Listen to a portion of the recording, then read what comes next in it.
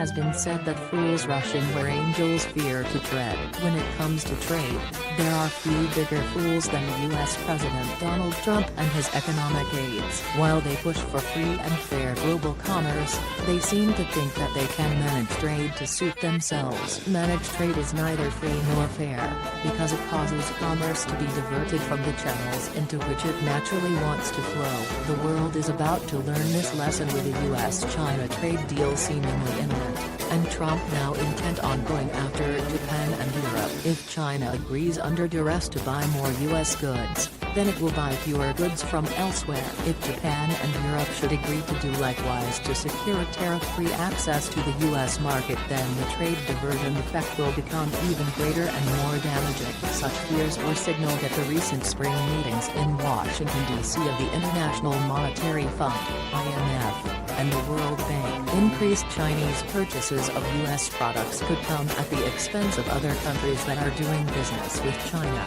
warned the IMF's Asia-Pacific Director Wu Qingyong. The former Asian Development Bank chief economist voiced concern that China might give U.S. firms preferential access that could undercut other countries and provoke broader concerns about the future of free trade. He withheld his final judgment until the details of the U.S.-China agreement are known.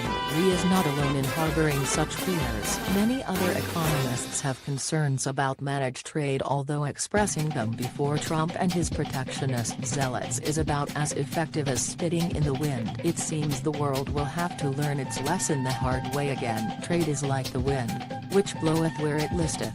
To quote the Bible, trade thrives when left to itself and evolves in ways that may not correspond with immediate national interests and borders. In the long run, it enriches the global economy, which allows everyone to benefit ultimately. That is why global trade has grown to its size today. Global exports in 2017, the latest year in which World Trade Organization data is available, rose to $4 trillion, nearly a quarter of global economic output. Until Trump's trade wars disrupted the momentum, global commerce had been growing at a faster pace than worldwide economic output. In today's global economic system, countries exchange not only final products, but also intermediate inputs, the economists Esteban Ortiz Ospina, Diana Beltikian and Max Rosa wrote in a research paper. This creates an intricate network of economic interactions that cover the whole world. This network is now at risk from Team Trump's clumsy attempts to manage trade. Supply chains cannot be manipulated simply in the interests of achieving bilateral trade balances. If the name of the game is trade diversion,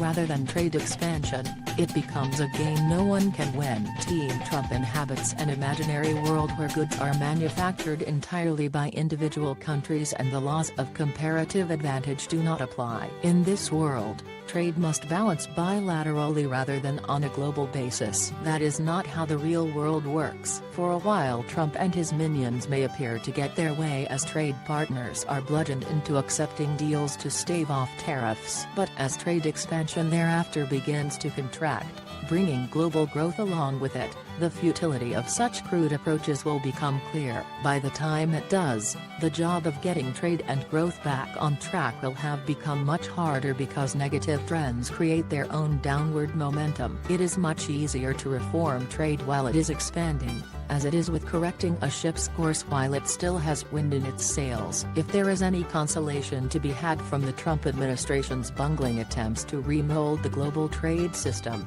in its own neo-mercantile dreams and in the United States' own national interests, it is that these attempts will fail and open the way toward reform. The pre-Trump trade system was far from perfect, but reform is already underway within the WTO. Instead of supporting that process, a difficult one given the complexity of modern merchandise and services trade, the Trump administration prefers to go its own way. If the WTO did not already exist, along with its trade disputes settlement system and numerous other mechanisms for avoiding or easing trade tensions, it would need to be invented. But the WTO does exist, and it seems the U.S. is about the only nation on earth that ignores its value. Rising trade tensions could put the recovery in global trade at risk, with inevitable consequences for the wider economy which could reach far beyond those countries that are directly involved, said the WTO's Director General Roberto Azevedo. We all know who to thank, or blame, for that, don't we?